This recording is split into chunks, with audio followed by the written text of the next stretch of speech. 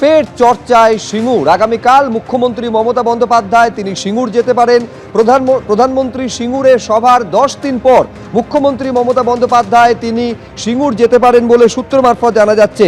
সেখানে সরকারি কর্মসূচির সরকারি প্রকল্পের পাশাপাশি রাজনৈতিক সভাও করবেন সম্ভাবনা রয়েছে মুখ্যমন্ত্রী মমতা বন্দ্যোপাধ্যায়ের। প্রায় 4 বছর পর আগামীকাল সিঙ্গুর যাওয়ার কথা রয়েছে মুখ্যমন্ত্রীর।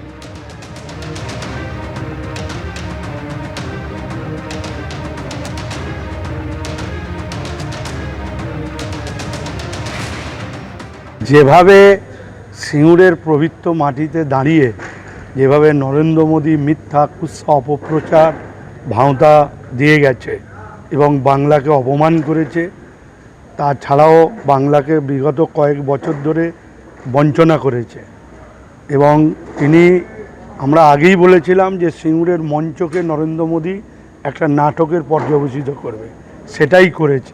তাই বাংলার এই বিভিন্ন বিষয় নিয়ে বঞ্চনা, অত্যাচার এবং তার সাথে সাথে বাংলাকে যেভাবে কুৎসা অপপ্রচার করা হয়েছে তার জবাব রাজ্যের মাননীয় মুখ্যমন্ত্রী মমতা বন্দ্যোপাধ্যায় আগামীকাল এই সভা মঞ্চ থেকেই দেবেন।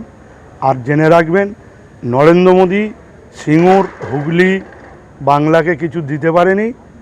আগামীকাল রাজ্যের মুখ্যমন্ত্রী তিনি উন্নয়নের ডালি নিয়ে আসছেন। সিঙ্গুর, হুগলি, সারা বাংলার মানুষ তা দেখতে পাবে।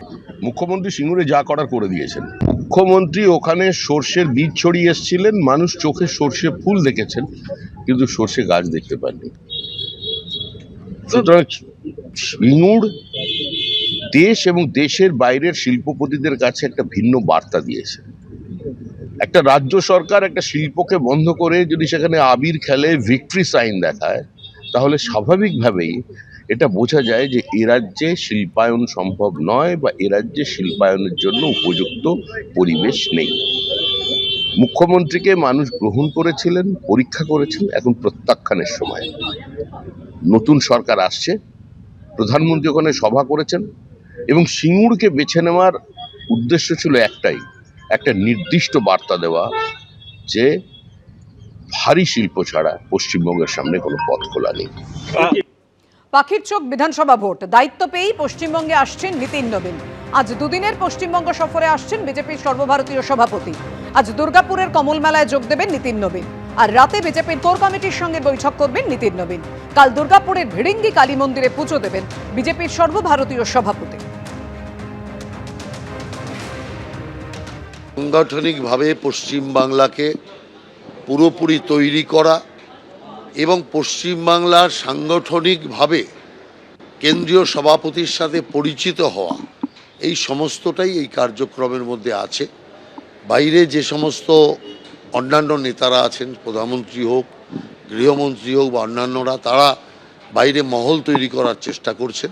আর তার সাথে সাথে সংগঠনকে আরও জোরদার করা এবং নির্বাচনমুখী করার জন্য কেন্দ্রীয় সভাপতির নির্দেশ এবং তার যে আশীর্বাদ, সেটা আগামী দিন বাংলার পক্ষে যথেষ্ট মঙ্গলদায়ক হবে বলে আমি মনে করি। মেলাকেই জনসংযোগের হাতিয়ার হিসেবে ব্যবহার করতে চাইছে বিজেপি। 43টি সাংগঠনিক জেলায় কমল মেলা আয়োজনের কথা বিজেপির তরফে ভাবনা চিন্তা করা হচ্ছে, যার শুরুটা দুর্গাপুর থেকে হতে চলেছে। আজ বিজেপির সর্বভারতীয় সভাপতি নীতিন নবীন দুর্গাপুরে কমল মেলার উদ্বোধন করবেন। ভোটমুখী বঙ্গে বঙ্গ বিজেপির জনসংযোগের নতুন হাতিয়ার কমল মেলা। মফস্বলে শীতকালে মেলার উন্মাদনা তুঙ্গে, আর এই মেলাকেই এবার জনসংযোগের হাতিয়ার করছে বঙ্গ বিজেপি। 43টি সাংগঠনিক জেলাতেই এই কমল মেলা আয়োজনের কথা ভাবা হচ্ছে। এর মধ্যে প্রথম কমল মেলা আয়োজন করা হচ্ছে দুর্গাপুরে। এই দুর্গাপুরে আমরা যে ছবি দেখতে পাচ্ছি, সেখানে ইতিমধ্যেই কিন্তু কমল মেলার বিভিন্ন স্টল বসে গিয়েছে, মঞ্চ তৈরি হচ্ছে। এই মঞ্চে আজ সন্ধ্যায় মোনালি ঠাকুর তিনি গান করবেন এবং এই মেলা উদ্বোধন করতে আসছেন বিজেপির সর্বভারতীয় সভাপতি নীতিন নবীন। নীতিন নবীন আজ বিকেল 4টে নাগাদ অন্ডাল বিমানবন্দরে আসার কথা।